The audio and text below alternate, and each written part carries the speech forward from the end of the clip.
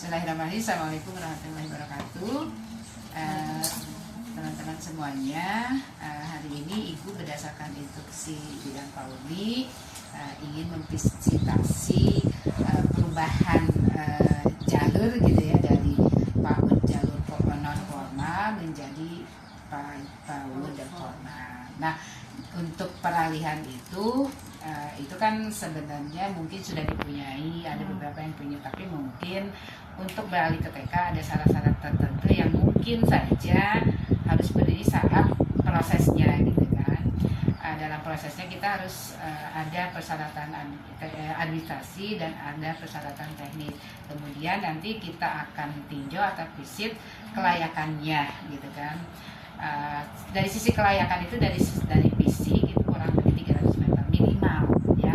Di PAUD itu minimal kita harus punya tanah 300 meter lahannya, luas tanahnya gitu. Nah alhamdulillahnya gitu, ternyata ini melebihi batas minimal karena katanya itu 500 meter ya, 500 meter. Nanti mungkin cuman dari sisi tanah itu sudah memenuhi, tapi dari sisi itu harus pembenahan ya.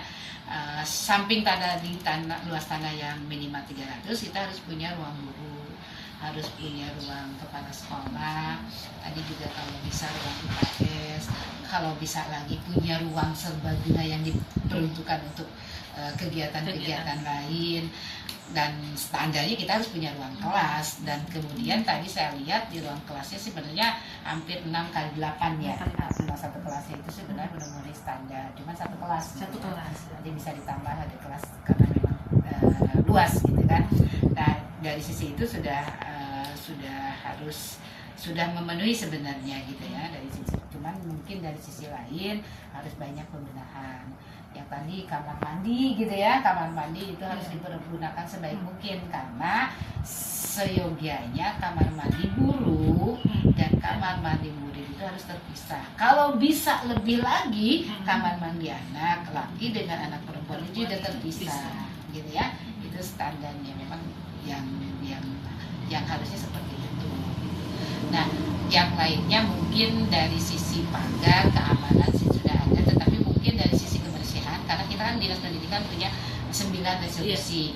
Poin solusi satu pertama, kepala dinas itu benar-benar sangat konsen terkait dengan kebersihan di sekolahnya masing-masing. Jangan sampai gitu ya, di sekolah itu kotor, terus ada sampai Pak Kadis itu saking benar-benar pedulinya gitu ya. Jangan sampai di kelas itu ada sawah gitu ya. Ini hal-hal kecil justru itu sebetulnya justru itu jadi apa ya, bentuk kepribadian kita memang senang kebersihan gitu.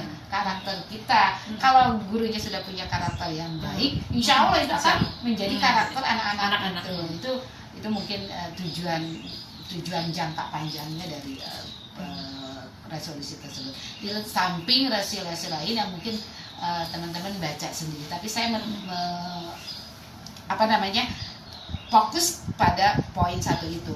Nah, poin 1 itu pun nanti harus ada kerjasama dengan lingkungan setempat, dengan RT-nya ya. Pokoknya ada kolaborasi dengan lingkungan sekitar, supaya ketika kita ada kegiatan jumsi ikutlah dengan masyarakat atau masyarakat ikut juga kegiatan di sini. Maka itu harus ada kolaborasi yang baik. Hal-hal lain juga mungkin nanti kita bicarakan bersama, bagaimana kita juga harus punya KTSP dan kemudian kita juga harus punya visi misi, dan visi misi itu harus dijelaskan dengan pembelajaran mendalam. Nah, kita akan menjadi bagian pembinaan saya secara teknis nanti di kemudian hari. Itu aja mungkin, terima kasih ya teman-teman, semangat ya untuk lebih baik lagi. Bukan hari ini tidak baik, tapi jauh lebih baik lagi. Terima kasih ya, semangat.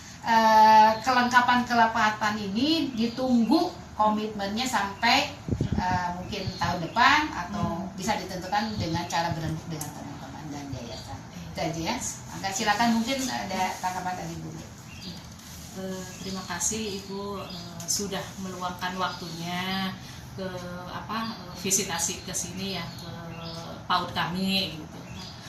Insya Allah sih binaan dari Ibu, arahan dari Ibu insya Allah akan kami segera tindak lanjuti ya Bu ya, bunda sama bunda-bunda guru gitu.